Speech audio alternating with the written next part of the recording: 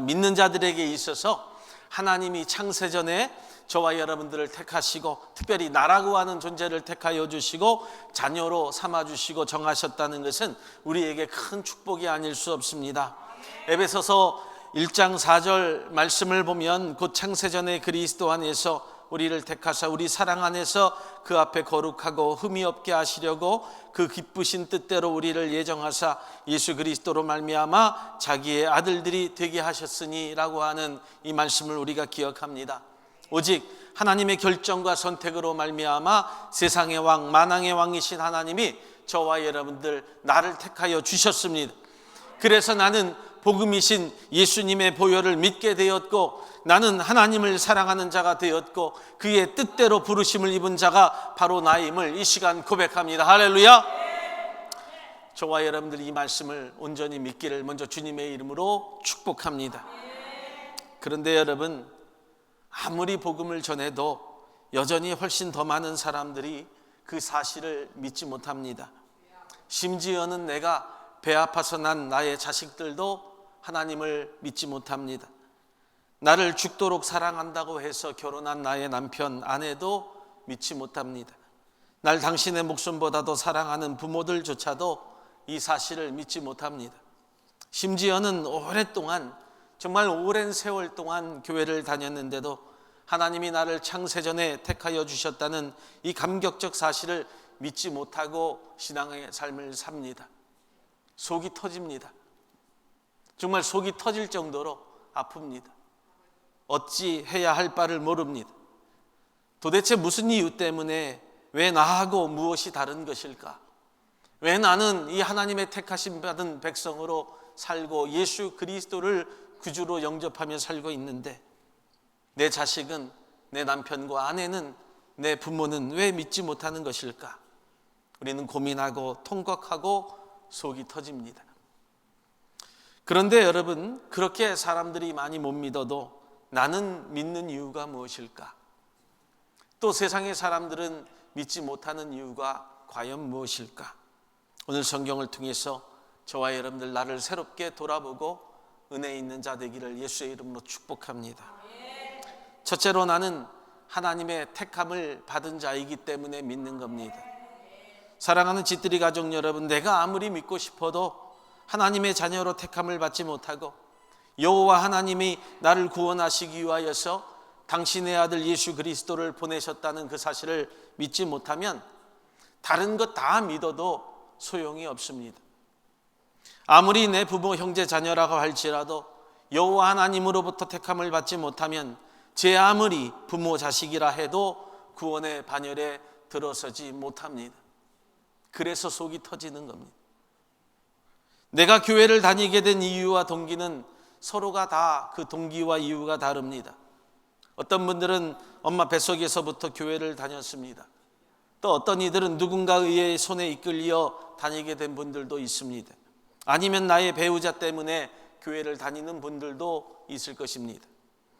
그러나 만약 어떤 이유로 나왔든지 내가 여호와 하나님의 자녀로 택함을 받고 살고 있다고 하는 그 믿음이 없이 산다고 한다면 그 생활은 진정하고 복된 믿음의 삶이 아니라고 하는 겁니다.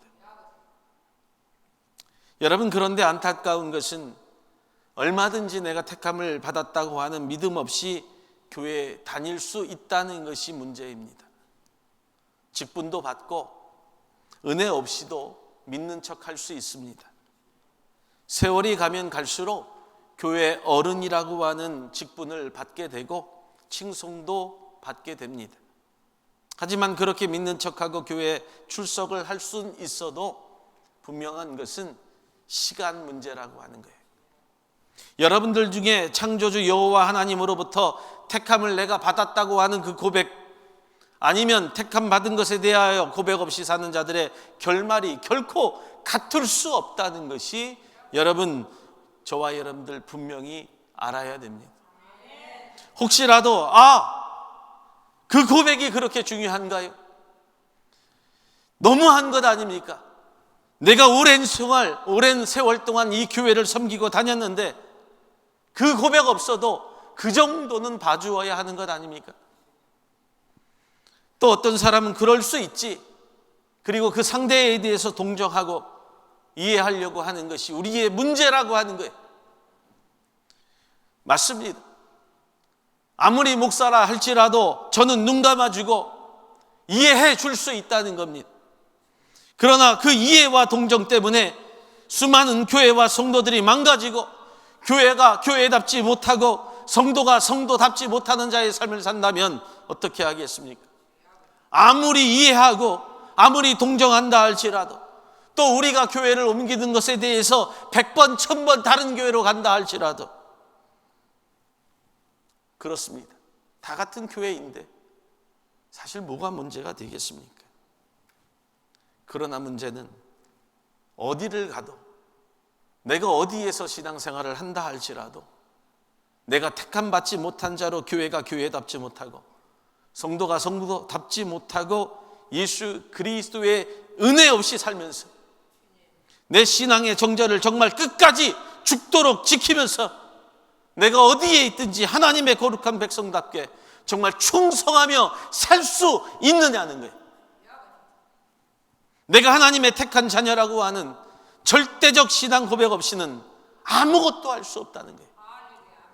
대부분 택함을 받은 자의 믿음의 고백 가운데 내 신앙과 영성의 부족한 부분을 혹이라도 내가 지금 섬기는 교회에서 채우지 못해서 다른 곳에 가서 채우기 위함이라고 한다면 그나마 다행이지만 모두가 나를 이해하지 못하고 동정하지 않는다라고 하는 서운한 단 한 가지 이유 때문이라고 한다면 우리의 신앙생활은 너무 무책임하다라고 하는 거죠.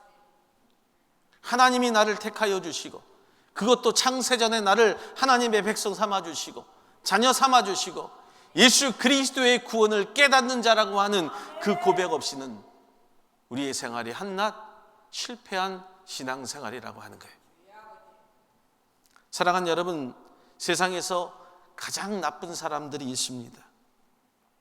그분들은 자신의 자녀를 낳고 버린 자들이라고 하는 거예요. 전 그렇게 생각합니다. 그럼에도 많은 사람들이 자녀를 버린 자들이 이유를 댑니다.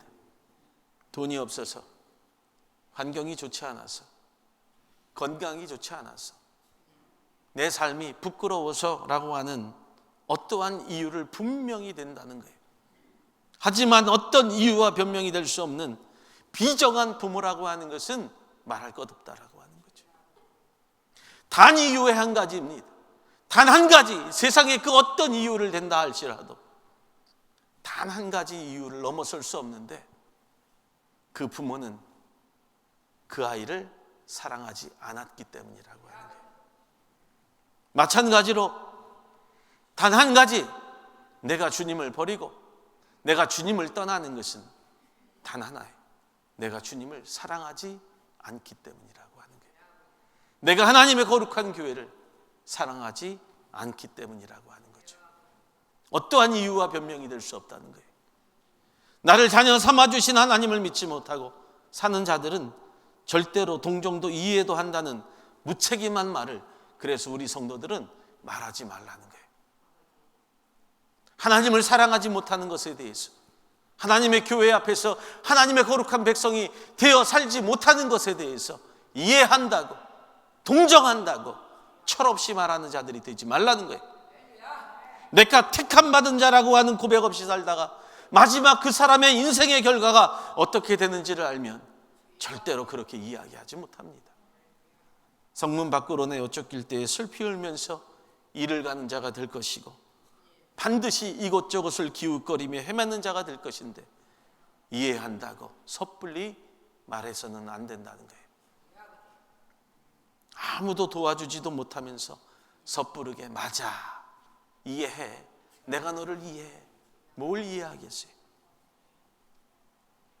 그렇게 함부로 부추기거나 말을 해서는 결코 안 됩니다. 오히려 단호하게 그 불신앙을 배격하고 너가 이 자리에서 끝내면 안 된다고, 끝까지 예수의 십자가를 붙들고 일어서라고, 너가 있어야 될 것은 하나님의 거룩한 성전이요, 기도하는 자리요, 예배하는 자리라고 이렇게 선포하고 고백해야 된다는 거예요. 우리가 집으로 돌아가서 우리의 자녀들에게 네가 있어야 될 자리는 세상이 아니라, 네가 있어야 될 자리는 좋은 직장이 아니라 하나님의 거룩한 교회라고. 그들의 바짓가랑이를 붙잡고라도 여러분 주저앉혀 놓아야 된다는 거예요. 나의 남편 이해한다고, 동정한다고 말하지 마세요. 그들의 인생이 어떻게 결말이 날지를 안다고 한다면 여러분 분명히 붙잡고 끌어다가 주의 자리에 앉히는 것이 여러분들의 사명이 되어야 되는 거예요. 너가 있어야 될 자리 세상이라고, 좋은 직장이라고 자녀들에게, 남편에게, 아내에게 섣불리 이해한다고 말하지 마세요.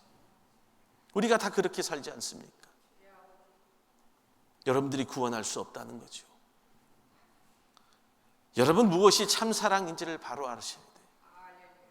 그냥 이해한다고 말하는 것이 참사랑이 아닙니다.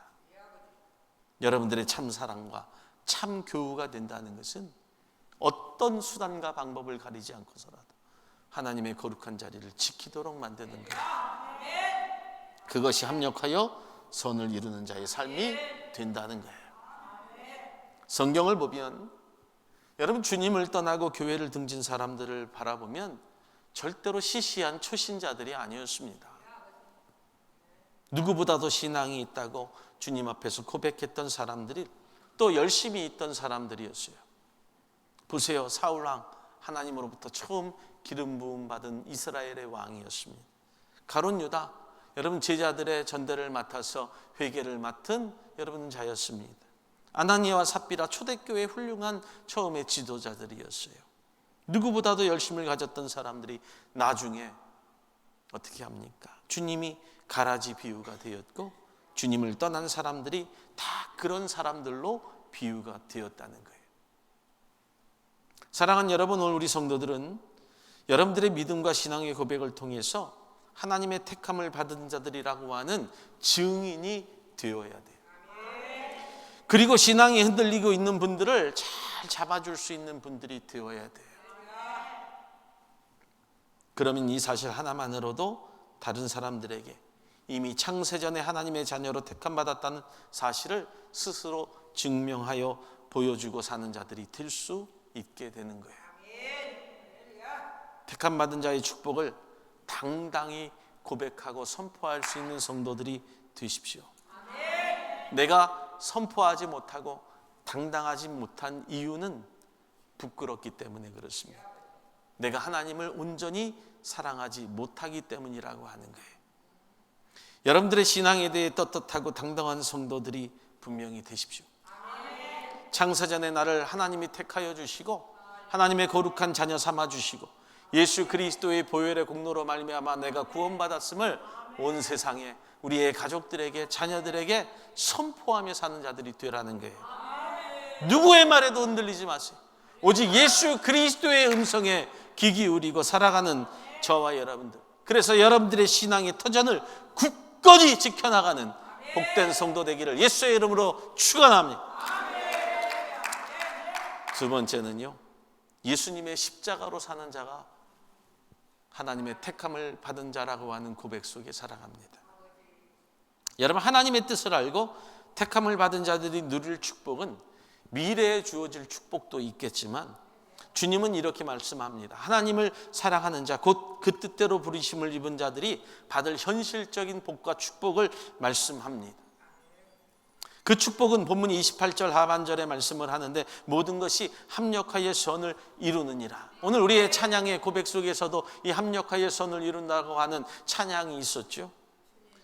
아이고 목사님, 별것 아닙니까? 별것 아니네. 그것이 무엇인 축복이 됩니까?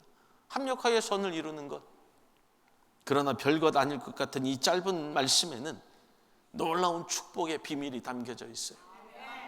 그 축복은 바로 모든 것이라고 하는 거예요. 모든 것이.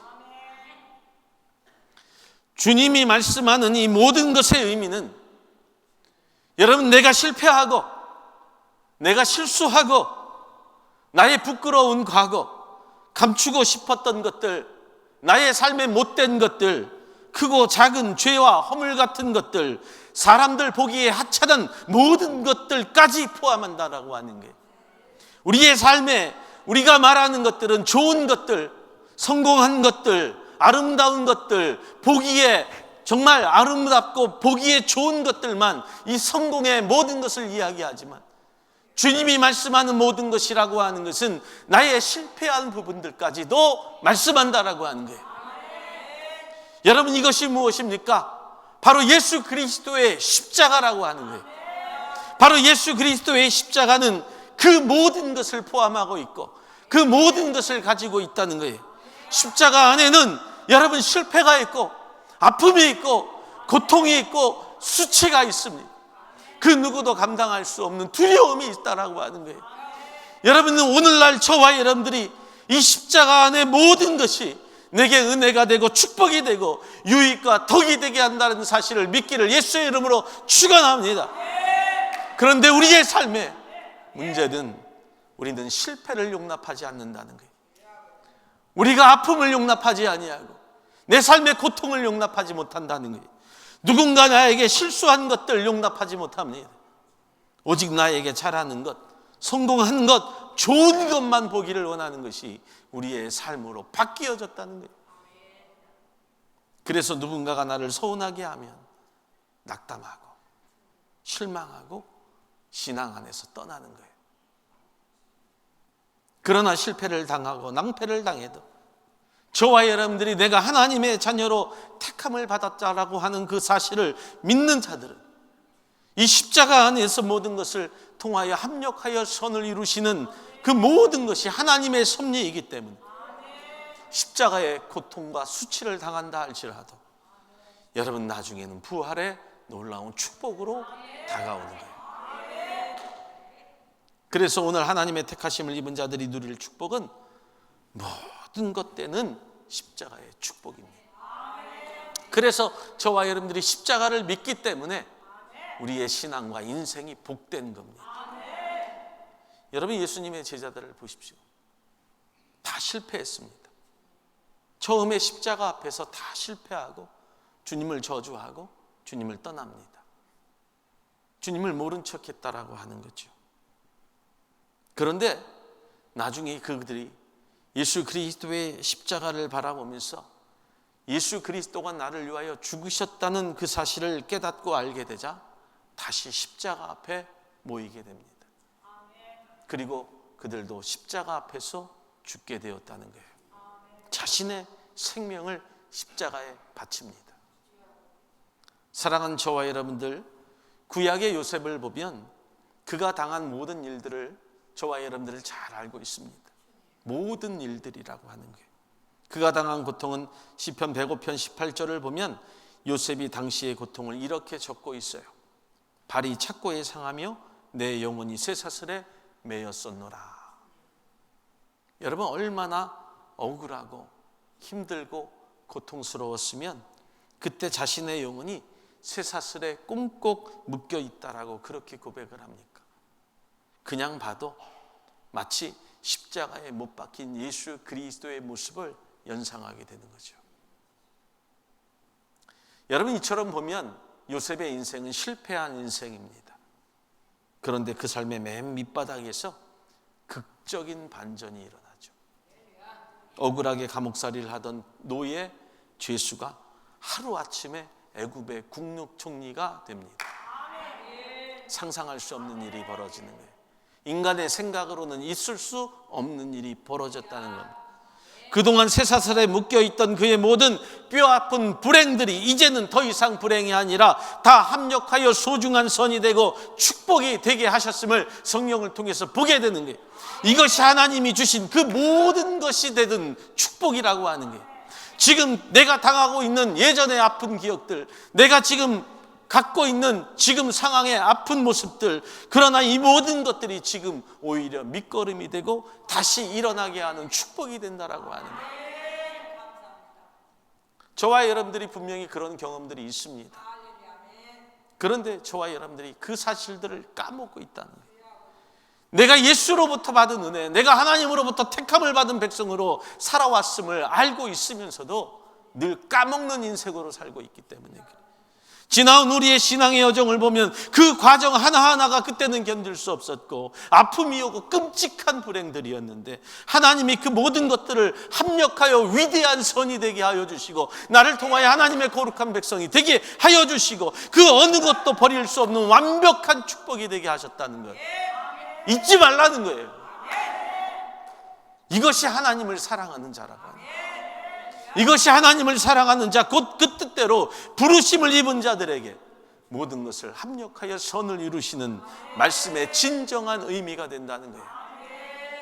우리는 항상 좋은 것, 항상 아름다운 것, 항상 최고의 것만 바랐지만 주님은 그 내면의 밑바닥까지 올라오는 그 고통까지도 선으로 만드신다는 것을 분명히 깨달아야 돼요. 사랑하는 집들이 가족 여러분, 저와 여러분들은요 죽은 나무 십자가를 바라보는 것이 아닙니다. 지금 저와 여러분들은 살아있는 나무를 바라보는 거예요. 바로 그 나무가 십자가라고 하는 거죠. 그 십자가는 절대로 죽은 나무가 아닙니다. 사람들은 죽음, 고통의 나무로만 생각해서 바라보지 않게 되지만 우리는 십자가의 죽음과 고통이 오히려 부활의 증거가 되었기 때문에 늘 바라보고 늘 생각하고 늘 기억하고 늘 은혜로 받는 자들로 살아야 되는 거예요. 십자가 없이 사는 사람들이 얼마나 많은지 모릅니다.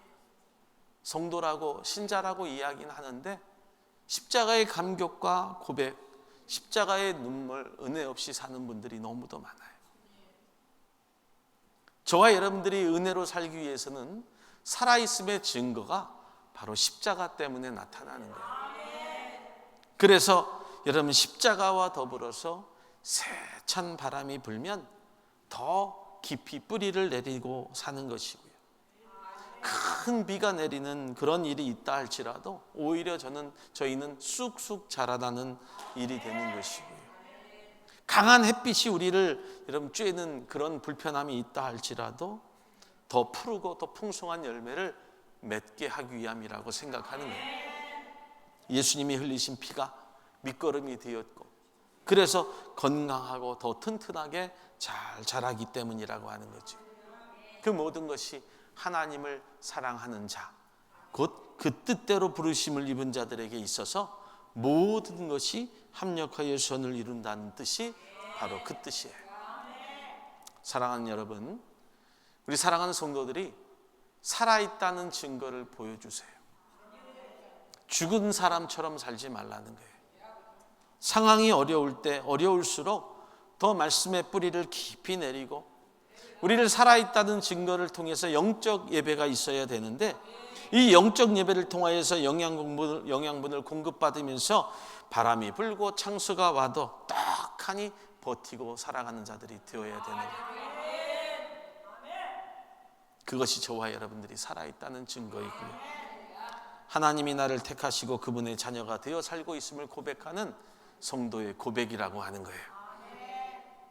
그러면 하나님은 모든 것 가운데 여러분 가장 좋은 것으로 여러분 모든 것을 통하여 합력하여 선을 이루시는 놀라운 축복이 되게 하심을 예수의 이름으로 축원합니다. 세 번째는요, 저와 여러분들이 성령의 도우심으로 사는 자가 되었기 때문이라고 하는 것이죠. 오늘 성경은 많은 부분을 할애하면서 성령에 대해서 말씀을 합니다. 사랑하는 성도 여러분, 믿는 자, 하나님을 사랑하는 자, 곧 그 뜻대로 부르심을 입은 자들에게는 어째서 그 모든 것이 합력하여 선을 이루는 일들이 되게 하시는 것일까? 26절의 말씀을 보면 이렇게 말씀하지요. 이와 같이 성령도 우리의 연약함을 도우시나니 우리가 마땅히 빌 바를 알지 못하나 오직 성령이 말할 수 없는 탄식으로 우리를 위하여 친히 간구하시느니라. 성령이 저와 여러분들의 연약함을 도우시고 말할 수 없는 탄식으로 밤낮 기도하고 계시기 때문입니다. 27절 하반절의 말씀을 보면 마음을 감찰하시는 이가 성령의 생각을 아시나니 이는 성령이 하나님의 뜻대로 성도를 위하여 간구하심이니라. 아멘. 성령이 모든 것을 합력하여 선을 이루는 축복을 주심을 믿기를 예수의 이름으로 축원합니다. 내가 하는 것이 아닙니다. 내가 믿도록 하는 것이 아니라, 내가 믿은 것이 아니라 하나님이 나를 택하여 믿도록 간구하시는 성령이 계셨기 때문이라고 하는 거예요. 성령이 모든 것을 알고 계십니다. 여러분들의 연약함, 여러분들의 아픔, 여러분들의 고통, 여러분들의 수치, 여러분들의 아픔 다 알고 있다는 거예요. 하나님의 뜻대로 성령의 인도하심을 따라 사는 자들, 여러분 하나님이 축복하십니다. 우리는 성령의 힘 주시는 대로 넉넉히 인도함을 따라서 승리하는 하나님의 거룩한 백성들이 되라는 거예요. 32절의 말씀을 보세요. 그러면 어떻게 하십니까? 자기 아들을 아끼지 아니하시고 우리 모든 사람을 위하여 내어주시니가 어찌 그 아들과 함께 모든 것을 우리에게 은사로 주지 아니하겠느냐. 성령의 인도하심을 따라 고백하는 자들, 당신의 아들까지도 주겠다는 거예요. 사랑하는 여러분, 심지어 이처럼 아들까지도 우리를 위하여 내어주신 성부의 하나님이 새삼스럽게 우리에게 아낄 것이 무엇이겠어요? 그 무엇을 은사로 주지 않겠습니까? 그러니 모든 것이 합력하여 선을 이루는 축복이 되는 거죠. 또 있습니다. 34절로 35절의 말씀을 보면 누가 능히 하나님의 택하신 자들을 송사하리요? 의롭다 하신 이는 하나님이시니 누가 정죄하리요? 죽으실 뿐 아니라 다시 살아나신 이신 그리스도 예수시니 그는 하나님의 우편에 계신 자여 우리를 위하여 간구하는 자시니라. 여러분, 이 말씀을 보니까요, 주님이 하나님 보좌 우편에 앉아 계시면서 우리가 실수할 때마다, 우리가 죄를 지을 때마다, 우리가 약해서 엎어지고 자빠지고 시험에 들 때마다 하나님 앞에 나서서 우리를 위하여 변명하시고 우리를 두둔하시고 우리를 변호하시고 그 누구도 감히 우리를 정죄하지 못하도록 우리를 위하여 늘 탄원하고 계신다라고 하는 말씀의 뜻이 있는 거예요. 사랑하는 여러분, 그러니까 성부의 하나님, 성자의 하나님, 성령의 삼위일체의 하나님이 하나님을 사랑하는 자, 곧 그 뜻대로 부르심을 입은 저와 여러분들을 위하여 탄식하고 기도하시고 모든 필요한 은사를 허락하시고 누구도 정죄하지 못하도록 하나님 앞에서 우리를 변호하고 계시기 때문에 감히 우리가 어찌 합력하여 선을 이루지 못하는 자들이 될 수 있겠느냐는 거죠. 사랑하는 저와 여러분들, 35절의 말씀을 보니까요, 더 놀라운 말씀이 나와요. 누가 우리를 그리스도의 사랑에서 끊으리요? 환난이나 공고나 박해나 기근이나 적신이나 위험이나 칼이라. 저와 여러분들, 하나님의 뜻대로 사는 자들은, 하나님을 사랑하는 자들은요, 그 사랑에서 누구도 끊을 수 없음을 믿기를 예수의 이름으로 축복합니다. 37절 이하의 말씀을 보니까 이 모든 일에 우리를 사랑하시는 이로 말미암아 우리가 넉넉히 이기느니라. 내가 확신하노니 사망이나 생명이나 천사들이나 권세자들이나 현재일이나 장래일이나 능력이나 높음이나 깊음이나 다른 어떤 피조물이라도 우리 주 예수 그리스도 안에 있는 하나님의 사랑에서 끊을 수 없다. 사랑하는 저와 여러분들, 인생을 살면서 걱정하지 마십시오. 조금 당하는 아픔, 조금 당하는 고통, 조금 있는 문제들, 어려움들, 성령이 임하면, 그리고 그 성령 앞에 나의 마음을 내어드리면 하나님께서 반드시 그런 것들까지도 여러분 승화시키시고 고통에서 승리하심으로 변화시켜 주십니다. 한 가지 말씀을 드립니다. 성부, 성자, 성령의 하나님을 성도들이 떠나면 죽습니다. 돈을 아무리 많이 벌어도, 내가 아무리 건강에 자신을 한다 할지라도 하나님 떠나면 반드시 죽습니다. 꼭 믿으십시오. 이 사실을 믿지 못하면 여러분 정말 죽습니다. 그러나 반대로 믿으면 영원히 삽니다. 믿으십니까? 우리 하나님께 영광의 말씀을 마칩니다. 부디 정말 하나님을 사랑하는 자들이 꼭 되십시오. 그리고 그 뜻대로 부르심을 입은 자들이 되십시오. 하나님께서 나를 태초에 하나님의 백성 삼으시고 자녀 삼으셨다는 이 사실을 믿고 하나님이 합력하여 선을 이루시고 나를 통하여 기뻐하시고 즐거워하시는 귀한 심령 되기를 바라신다는 그 사실을 믿기를 예수의 이름으로 축원합니다. 축원합니다. 우리 다시 한번 하나님께 영광의 박수